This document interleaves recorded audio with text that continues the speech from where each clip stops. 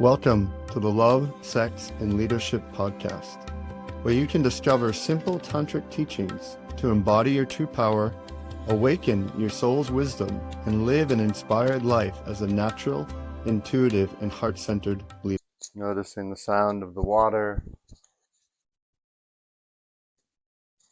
noticing the sound of the buzzing jungle.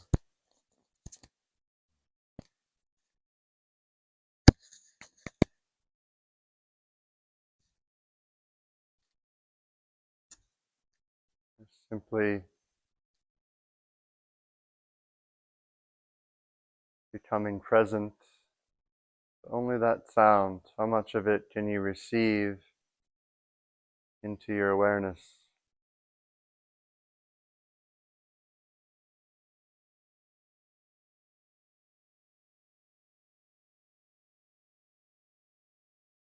How much presence can you offer to only that sound, or the sounds that you hear?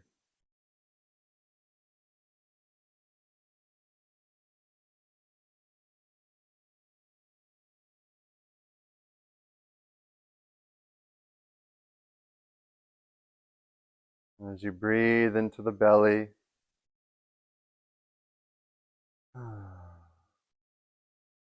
just inviting you now to slowly just bring a hand to your forearm, just barely begin to touch the skin, the back of your hand, or your palm.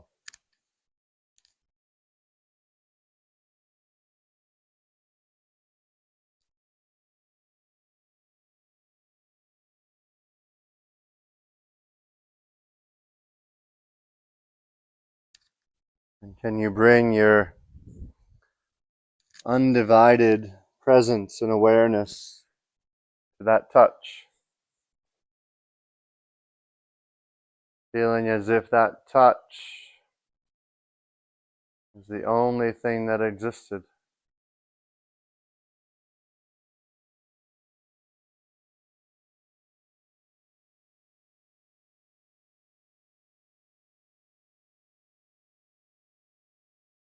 Even right now, as you bring this touch to your own skin, you're having a conversation between your undivided masculine presence that's gently bringing full awareness and focus and attention to your touch. And can you then simultaneously, while in that presence, notice how that touch is being received in your body?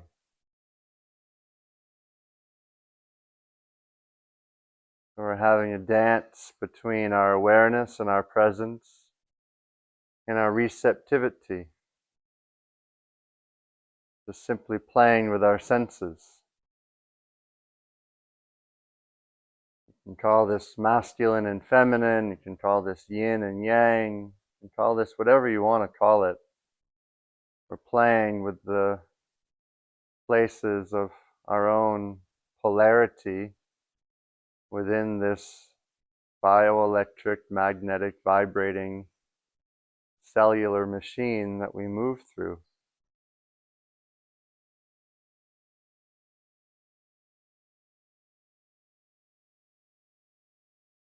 You might notice that in your undivided presence, there might be a feeling that arises from the receptivity of the touch upon your hand.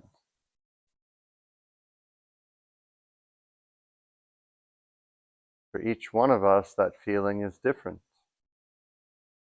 being that there's a cornucopia of expressions and essences and energies and feelings that move through us.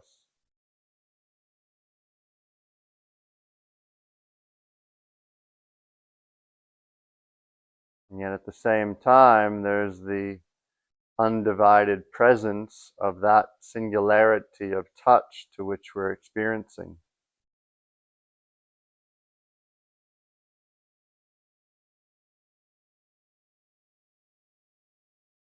And then as you expand upon that touch, just take a moment and really squeeze your arms, giving a nice firm grounding touch. And as you squeeze your arms, you feel the structure of your bones. You feel the structure of the bones that make up this flesh suit that we move through. So if you could bring all of your attention and awareness to the bones in your body, in your arms, in your legs, in your chest, in your ribs, in your head, that structure is then what allows and creates the form, the water and the blood to flow. So now for a moment, let your body become like that water. Maybe your hips gently move. Maybe there's a flow of your fingertips across your skin.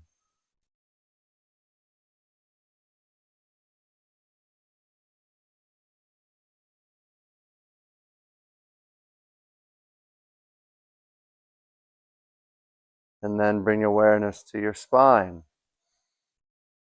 Notice your alignments, connection between your chakra by chakra, from your base to your crown, from your crown to your base. And then imagine that flowing life force energy moving from the base of your spine up to your crown, almost in wave-like serpent energy. So here we're beginning to weave between these dance of polarities, of expressions, between structure and flow, presence and receptivity. We're just dancing between these aspects within our being. And then receive a breath in again. Let it out with a sound. Gently opening the eyes when you're ready. As you bring your eyes, take a look at the nature that surrounds us. This nature is all forms and structures that's allowing flow to happen.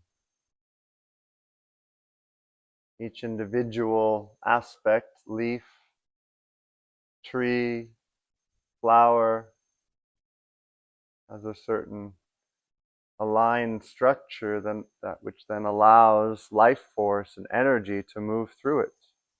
It allows the wind to touch upon it.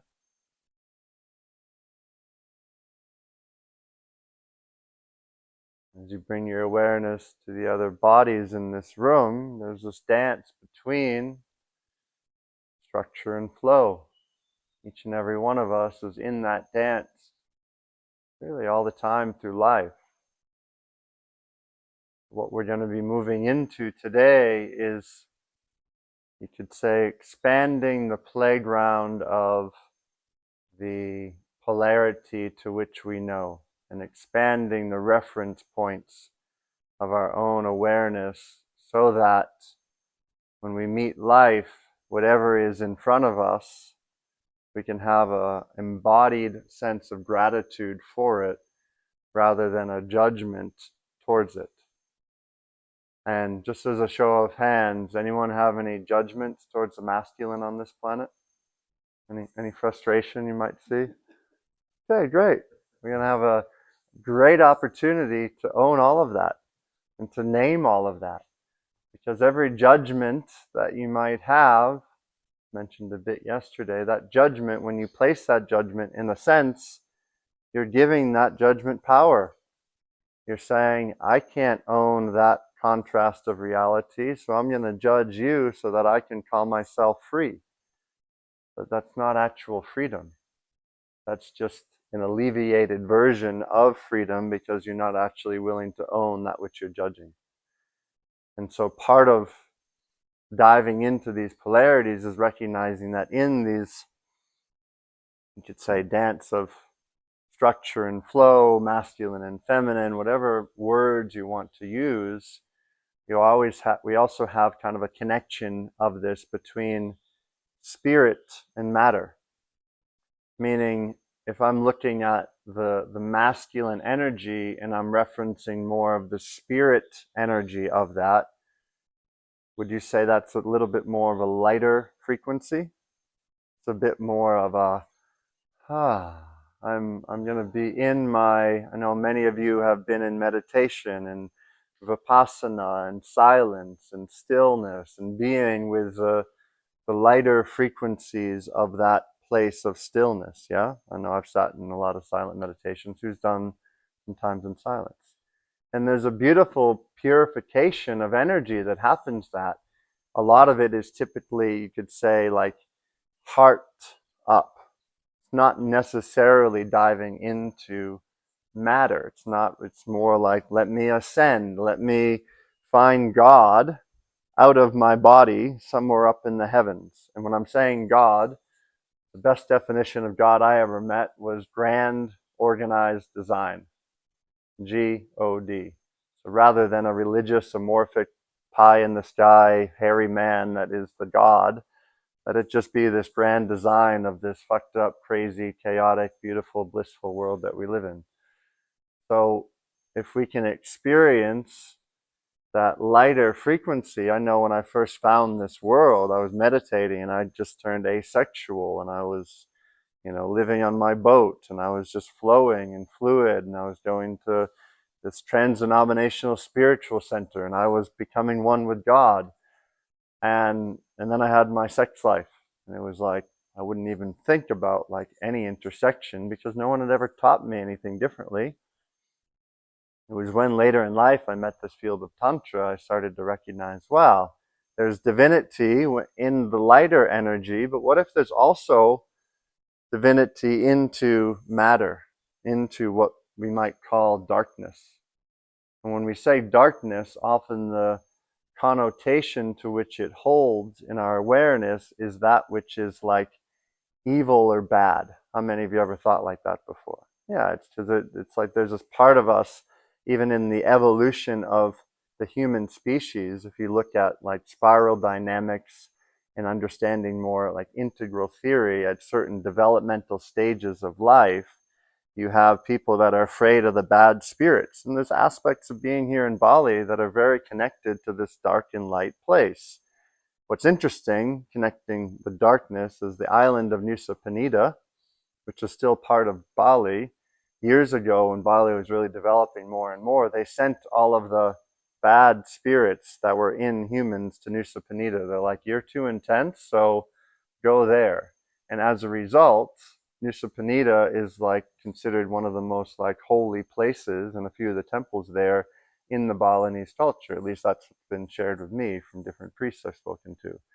But if you think about, okay, so the really intense people that are more connected to spirit that we don't want on our island, but it's also the really holy place too. So think about that kind of interesting contradiction in a sense.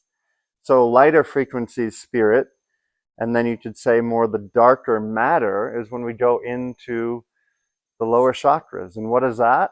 Sex, money, power.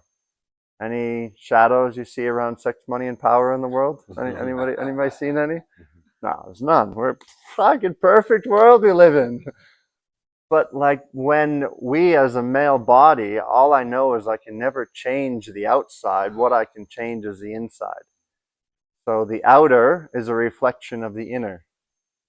The outer reality that I'm seeing is a reflection of my own inner reality. So if I want to change the inner reality or I want to change the outer reality, I need to change my inner reality. I need to change the way in which I'm meeting and observing the world. So instead of denying those aspects of me that I might be afraid of, I want to invite them into my awareness. I want to invite that which I'm condemning and blaming and shaming and saying, those fucking guys are terrible, those abusers, those rapists, those violent, motherfuckers, all that, and actually invite to say, wow, I am that too. Now, the key with this doesn't mean you need to go out and rape and kill and be violent, but it means you need to own the energetics of what that is, because just like we went over yesterday in that warrior-like spirit, when you own all of that energy, then you create a deeper level of safety.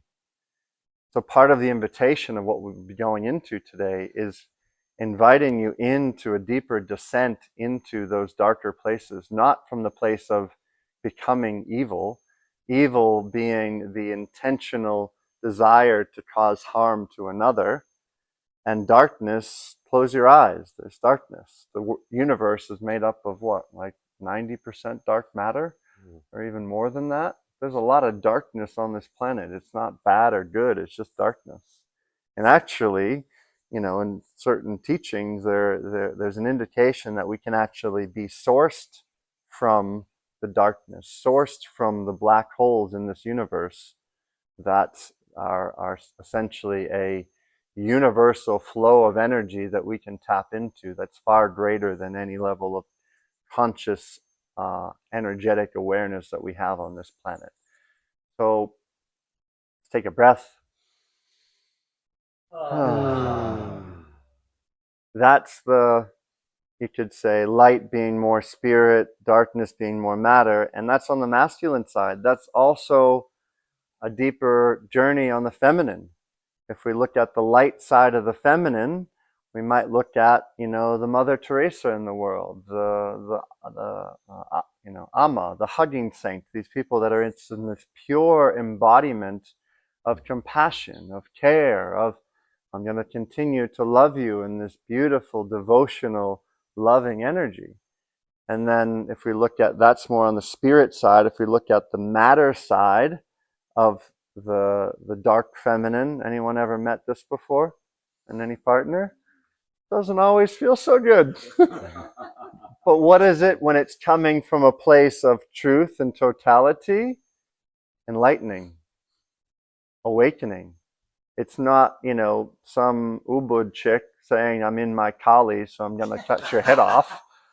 Like, that's not a, that, like, if that's there, but it's not a self-righteous, egoic referencing point of, I'm going to be Kali and I'm going to cut your head off, but don't actually own all the other aspects of what we're talking about, which is there's a lot of in this world. Yes, there's a beautiful place of that, you could say, entity or deity of Kali that's been preyed upon for many years to actually slice through all that isn't love, to slice through all that isn't birthing love and saying enough is a fucking enough.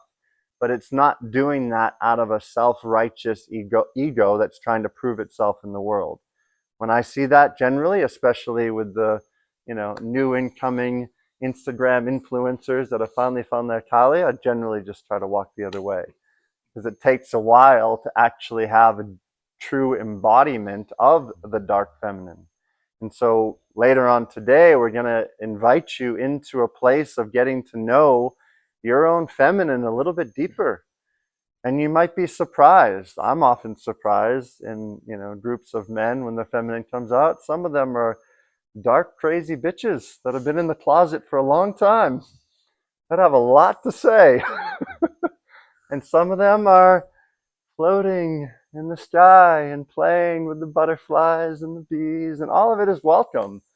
But we want to invite what it is that we're putting into the unconscious so that we can assimilate it and integrate more of our true power in our lives. Yeah? What do you mean exactly by the dark feminine? Yeah. So the light feminine will be the angelic Mother Mary. She loves everything. You say to her, I've killed my neighbor because we're having a fight and he's dead now. She'll be, oh, I'm so sorry. Wow. She embraces you. The dark feminine will look at you in the eyes and she will scream. She'll, wow! She will scream. What the fuck? She will not attack you, but she will express her pain with outrageous truth, and the pain will be coming out. He had 2 children and you just killed him. She expresses with full into the matter. The dark is the matter. The light is the energy, is the spirit. So the light masculine, the light feminine, they are very into the energy. Nothing can hurt it. Nothing can hurt energy. Energy is flowing, it's fluid. You cannot hurt energy. Matter, you can hurt it. So matter, when you're in the matter, matter matters. If someone hurts my leg is hurt. If I break my knee is hurt. So something needs to be done, something needs to be said. It has to be done and said. It's valid for the masculine will take action, and the feminine will express emotion, express rage, express sadness. Yeah? Make sense? Yeah. The dark masculine taking action is we go for a hike, for a 5-day hike on the Kilimanjaro, and you hurt your leg and you got gangrene. And we are 5 days walk. And if I don't cut your leg, you will die. And I look at you in the eyes and I say, brother, I know it's going to hurt. Someone's going to do it. And we need to cut your leg. Otherwise, you're going to die. And it's going to hurt. That's the dark masculine. Takes action. Someone needs to be done. Something needs to be done. Yeah? The light masculine will be, let's pray for a miracle. And guess what? A helicopter might turn up.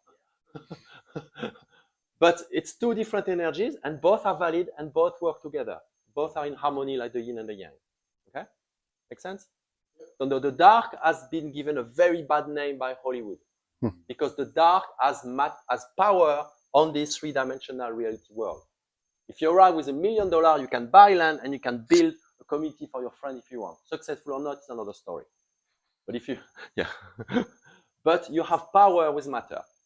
So it's disturbing to the ones who are already in power. So disempowering people by giving the dark a bad name and stirring people away from it is kind of a way to be able to control population.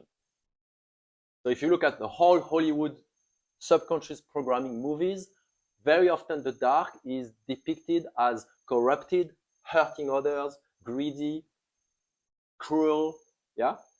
And people associate in their subconscious, oh, everything that is dark is bad. So they go away from it, okay? But the truth is, if someone breaks into your house in the middle of the night and it's a couple of crack addicts and they are going into your children's room, you're going to get the baseball bat and it's going to be they get away or you destroy their head. And someone has to do it. And it's you. And you will do it to save your children. That's the dark masculine. Something needs to be done now, and I'm the one to do it. And I know it's going to hurt. And I'm going to do my best to not hurt you, but someone has to do it. That's the dark masculine. Okay? Clear? Can you make the difference between dark and shadow? So the shadow is a shadow is a different thing. A shadow is something that I don't own and that I don't want to see or unconsciously deny a part of myself. A shadow would be an addiction, for example. Yeah. I deny it in myself, but everyone else can see it. So that's a shadow. A shadow, the image is like the shadow. I don't see it, but it follows me everywhere. You know, the sun is, I don't see my shadow. Where is it? It's behind me. The sun is like, everyone can see it. So that's a shadow. Usually a shadow is a part of ourselves that we deny, we don't own, that is usually seen by others, but we deny it. And very often a shadow hurts the people we love the most. Because they are the only one who love us enough to not leave us. Yeah? So it's two different, completely different things. Yeah. But to do shadow work, often we need the dark masculine. Because if my brother is starting to have, oh yeah, just having 1 glass of wine once in a while, and then it turns into 2 glasses of wine, and then it turns into 2 glasses of wine every dinner and every lunch, and then he ends up being late for work or being irresponsible with his kids, someone is going to look at him in the eye and say, bro, this is not just a glass of wine every day. You need to stop this. Your children are hurting. Someone is going, no, who do you think you are? You can't tell me what to do. Say, bro, your children are hurting. Stop it. That's the dark masculine. It says the truth with no compromise. From a place of love. It has a relationship to death. The dark masculine has met death, has faced death, isn't afraid of death, and actually in the place to where the dark masculine meets you, you recognize when you look him in the eyes that he knows death. And death is just another aspect of being alive.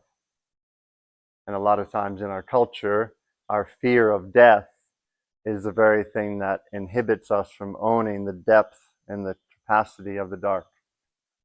So when we confront death, when we meet death, when we make friends with death, when we recognize that death is just an aspect of living, then we have an embodiment of that which we often have completely suppressed and not owned inside of us. And the, you know, the shadow hunting thing, which you hear a lot in a lot of these conscious conversations and work, it's beautiful. But when someone's talking about their shadow for the same coffee conversation for a couple of weeks, it's not really a shadow anymore. It's just something that they haven't, you know, they have an awareness of. So really the shadow parts of us are these aspects that are literally impacting our unconscious minds and decisions that we don't necessarily have a level of awareness of. So when we go into journeys of uncovering and meeting the shadows, you're meeting parts of yourself that you probably have never fully owned. And part of that might come out in today's practice. You might find yourself at a given time as the embodiment of the dark masculine, and you might recognize that part of what you're embodying is the shadow that you hate about the dark masculine, the, you know, the unhealthy, the abuse, the violence, the killing. So, but actually by going through those aspects of you, you can expand the frequency of what you're able to hold. And when you can expand the frequency of what you solidarily can hold as a dark masculine, just what that does inside for the feminine. Creates her safety. And so this is why today we worked with these two polarities very strongly. It's just the stronger, the more aligned, the more powerful, the more present that dark masculine becomes. And finally, from the dark trenches of your being, the feminine that's been stored there for a long time, that got pushed away because mom or dad or society or culture said, no, no, no, you got to be a big boy. Big boys don't wear dresses. You can't do that. You know, you can't do all these things. And so that part of us, that's half of us who are in a male body. Yes, we meet the world from masculine energy, but there's still a feminine energy inside of us. Doesn't mean that she needs to run the show all the time. But if she doesn't have a seat at the table in decision making, then what happens? She just becomes a dark, spiteful fucking little bitch. And how many of you have met that part of you and you're like, oh, oh. And I always think about like horror movies. Like when the little boy goes bad, you know, generally there's like destruction and like, you know, things are falling apart and you're like, oh yeah, the fucking little boy's pissed. Fuck, when the little girl goes mad, shit's going fucking crazy. Like worlds are colliding, universes are imploding, like things are fucking happening mad, and you're like, get me out of here. You know, so the feminine energy and the unhealthy, especially in a man's body, the most unhealthy feminine on this planet, it's in these bodies, not in female bodies. So that, to me, is one of the most important pieces of the work we're doing here. Yes, we're getting stronger in our masculine, in our center, in our alignment, in our capacity to witness without judgment. But we're also opening up a deeper integration of our feminine. Because if not, she comes out after a month, a year, 10 years in relationship, and the person that you're with is like, who the fuck is that? Where has she been the last year, decade? And you're like, I don't know. I haven't met her either. This is scary as fuck. So we want to integrate these parts inside so that they're not running the unconscious in the shadow, and they're more assimilated into our way of being. And then we're not projecting all that which we hate about the feminine onto the female-bodied feminine, because that just creates more separation. Yeah. So an example is if I deny my feminine, because my soul is half masculine, half feminine, yin and yang have the same size. There is half of me, if I repress my feminine, because being raised in France, boys don't cry, don't play with the girl, just play with the boy. Then living in Australia, same story, boys don't cry, don't play with the girl, men are supposed to be manly. So there's a tendency to repress the feminine, because I'm going to be rejected by my friends, by my peers. So if I repress that, then it's still there, but it's repressed. It's still alive, but it has pressure and it wants to come out. And because it's not allowed to come out into the light, it will come out in the shadow. So what is the expression of coming out in the shadow of a feminine that's been repressed, that is not allowed to come out in the light? So instead of, so I'm a very manly Aussie guy drinking beer, but the part of me that feels, the part of me that wants to relax and receive is denied and has to hide. So how do I express that part of me that wants to feel, that be passive? I'm going to be taking some drugs because it forces me into the feminine. I'm going to be drinking alcohol because then my big armor disappears and I can finally cry. I'm going to be watching porn because when I watch porn, I don't have to do anything. I look at the screen and it's feeding me energy. I receive. I'm going to be addicted to watching television on Netflix because then I'm in the receiving. The feminine receives. The masculine penetrates. The masculine shines like the sun. The feminine is like the moon, receives. So the part of me that is repressed will be expressed in an unhealthy way. And often addiction comes as an expression of the unhealthy feminine that cannot express itself into the light. And magically what happens is when we give the quota of expression to the feminine, she doesn't need to come out in the shadow. There's no pressure anymore. So if I own my poetry, if I own the fact that after I worked hard all day, I just want to go to the beach and relax. I just want to get in a bath or go to ecstatic dance and go crazy and not have to do any structure, then suddenly there's a correlation that these kind of people who can express and own in the light the feminine have a lot less addictions, have a lot less unhealthy expression of the feminine. Statistics. In my book, I put on the cover "Mastering Masculinity" and the head, heart, and balls. When I sell men what they feel like they want, and then chapter 6 is awakening the inner queen, give them what they actually fucking need. Because that's generally the society that we're in. It's like, there's a part of the masculine that needs to get stronger, but the way that actually that backbone of the masculine gets stronger is by experiencing the depth of the fluidity of the emotions, of the intensity. So we're expanding the energetic hold of these polarities that we can play with so that we can actually know and we can be at a vibration of love. Love not being an addiction to the white picket fence of only the light, but love being actually a synthesis of the light and the dark. Love being a synthesis and synchronicity of complementary opposites, light and dark, synthesizing in space and time, in a moment in time, recognizing, I'm at one with the universe at a given moment. Look at that word, atonement, at one-ment. I'm at one-ment with the world around me.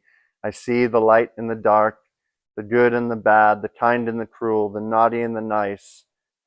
And then I have an appreciation for both of it. I'm not addicted to either side. And then, there I am at the center, living and breathing from the integrity of my heart, not the illusion that the dark is bad and the light is good. There's just as many disadvantages in the light as there are advantages in the dark.